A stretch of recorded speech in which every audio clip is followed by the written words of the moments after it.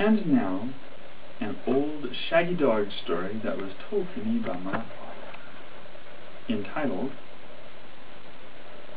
The Small Family in the Western Town.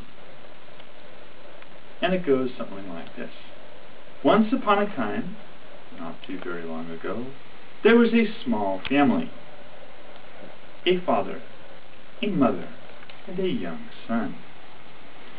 And they went traveling for their summer vacation in their car and their trailer to southern Oregon, because both mother and father were very enamored of the Shakespearean theater, so they took in the Shakespearean plays at Ashland, and then they went around the ways to a little wild western town that was kind of like a recreation of an old western town. People would live in it like there was a Wild West of old.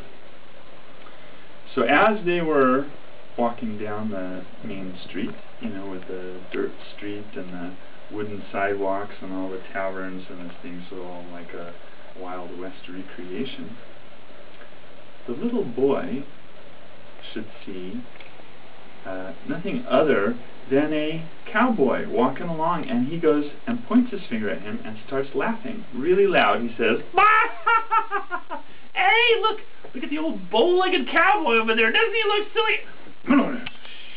Dad says, "Please, you mustn't say that.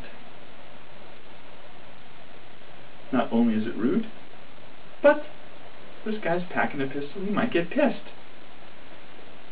So they walk on a little bit further, and actually they go inside this little recreation of a Wild West tavern, and through the swinging door steps this big old bow-legged cowboy. Indeed he was, but the kid goes, "Ooh, look at the bow-legged cowboy, he looks so ridiculous."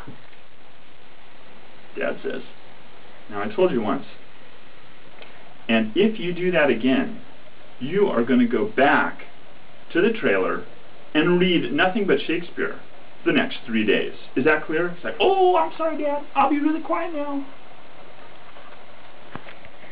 And they were walking along the street later on in the afternoon.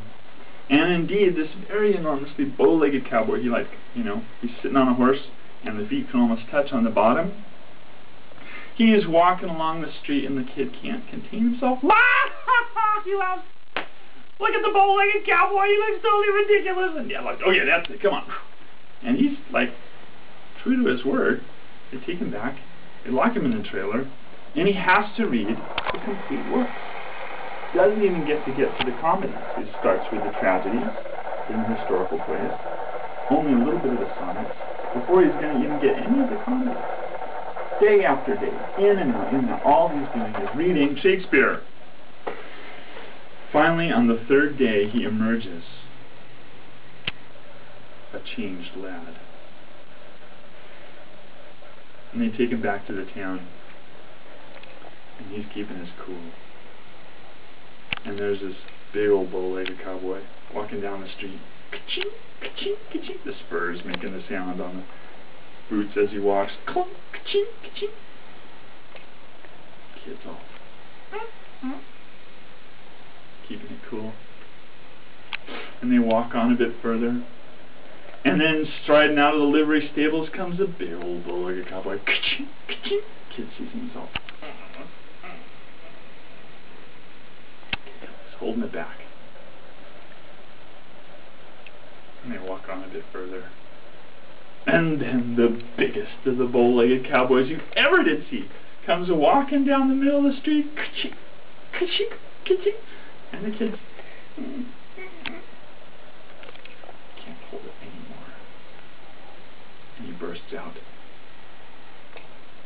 "Forsooth, what manner of knights are these that carry their balls in parentheses?